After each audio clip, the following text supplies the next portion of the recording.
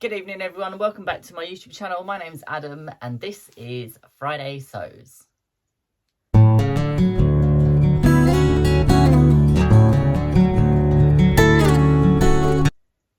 So what have I been up to this week in the sewing room? I have been super busy. I have been starting to make some stock for a project that is coming up soon. I have been making caddies because I've been trying to work through my list of pre-orders. So I've managed to get 3 done. I've made another bag, which is a bag that I've never made before, but I will explain about that in a moment. And I have done a bit of tidying up. So what have I made this week? I made some notebook covers using Andrew's pattern from Andrew Makes. I will link her channel in the description box below if you want to go and learn how to make these composition book covers. They've got a little pen holder and everything on the front and they are super cute, super fast makes, and they are really fab presents as well. So I have made some scrappy ones. So as I say, they have got a notebook inside them. And then they have a pen holder on the front here, which I can't seem to get my finger in, but they've got a pen holder there. So I've made that one, I've made this one, I have made this one, which has got some pieced Everglow blocks on the front of it. I've made one from Moon Garden and I've made another one from Moon Garden, which is exactly the same. So these are for a secret project that's coming up soon, which I am making stock for. And I am 5 notebooks in. I've got another 6 to go, and then I think I might make another 10 after that. So they are my notebooks that I've made this week. I have also made 3 caddies. The first one was for a lovely lady that asked me if I would make one that was in blues and greens, specifically emerald sort of tones and dark navies. So I came up with this one here. So I've used some Moda Grunge for the green, and a different colour Moda Grunge for the binding. It's got this beautiful tulip pink wildflower fabric on the front, and it's got some of the Curious ribbon.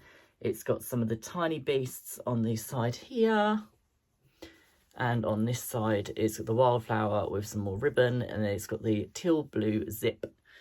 It's got underneath is tiny beasts. The inside is various blue fabrics and some Moda Grunge.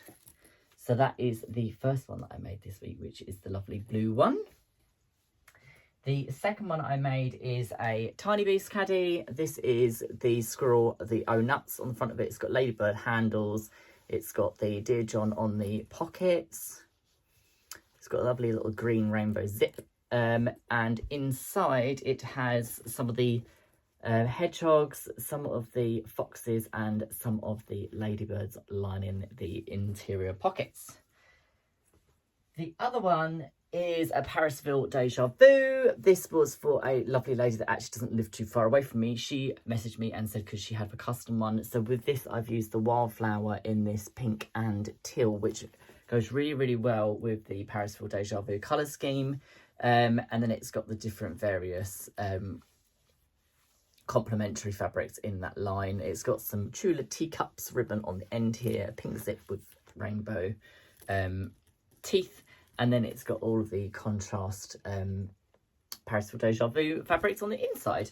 So that is the third one that I made this week. I've got 2 more on pre-order, and then I am up to date on caddies, I believe, until I get besties in, which I've got a couple of pre-orders for besties to make some caddies and some different projects for that when it gets launched in October.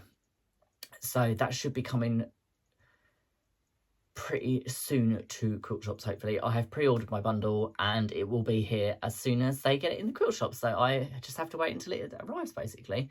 As I said, I'm making different things at the moment for a project that's coming up in the beginning of November, which I'll be able to speak about a bit more in a few weeks' time.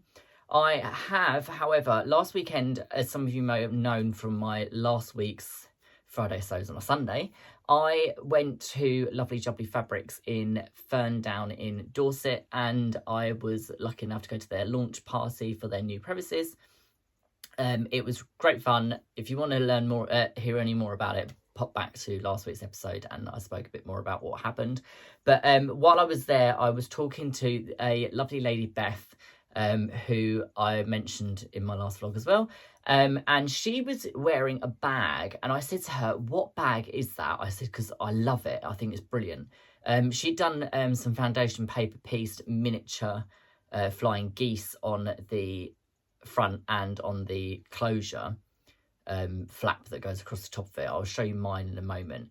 And I said to her, what bag is it? And she said, oh, it's the small bag from Night and Day, which is a by Annie pattern. This tote here I have made, I think, about 6 times. I know the lovely Michelle from Michelle Sews again has one of these. Sometimes you see it in the background of her vlogs. She used it when she went to the Lakeland Quilt and Sewing Expo, and she had all of her Tudor fabrics in it that she bought for a quilting course that she was doing there. I will link her channel down below as well. If you don't know Michelle, you need to go over there as soon as you finish watching this video, because she is one of the most glorious, beautiful people you'll ever meet in your life.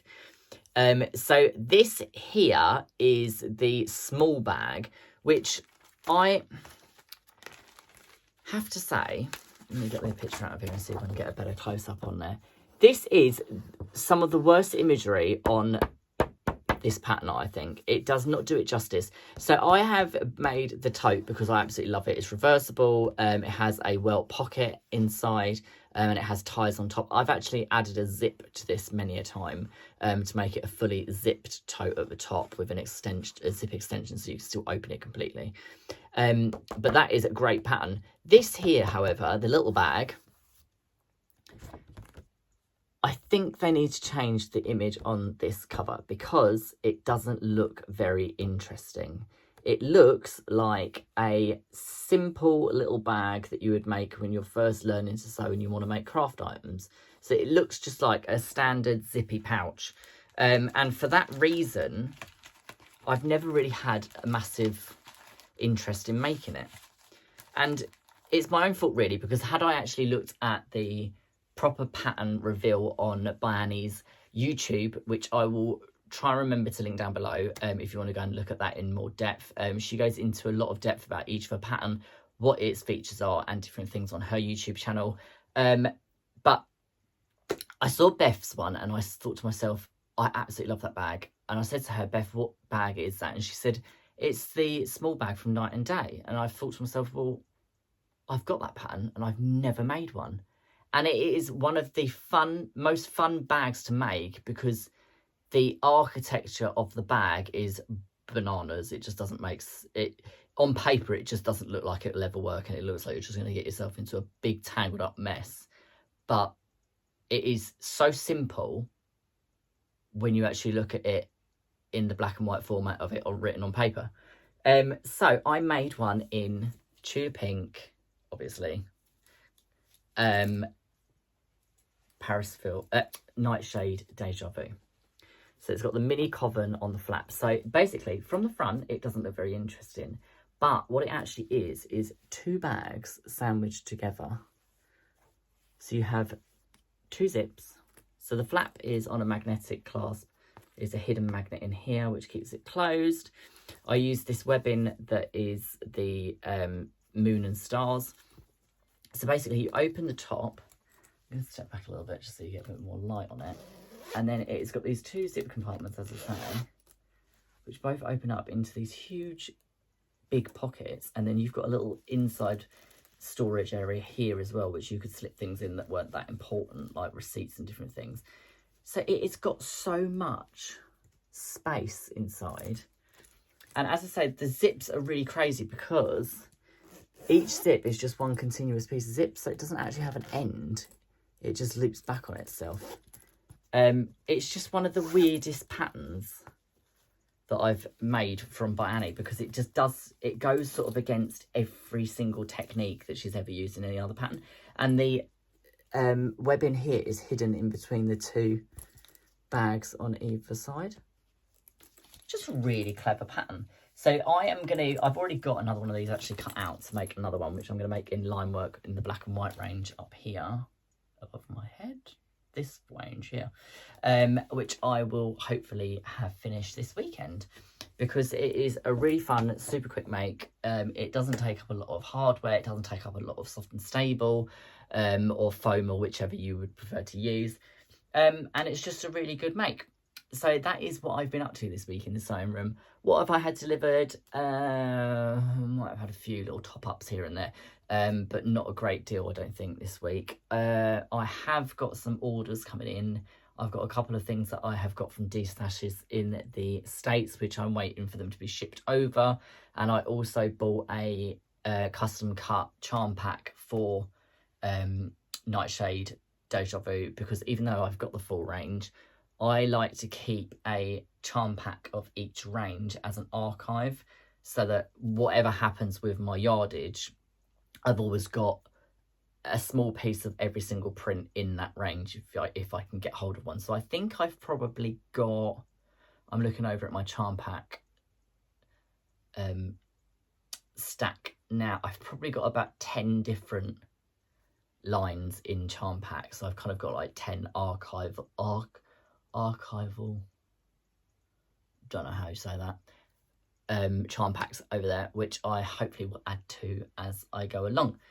So that is pretty much it for me this week. It's been a bit of a short one. I will catch up with you all soon.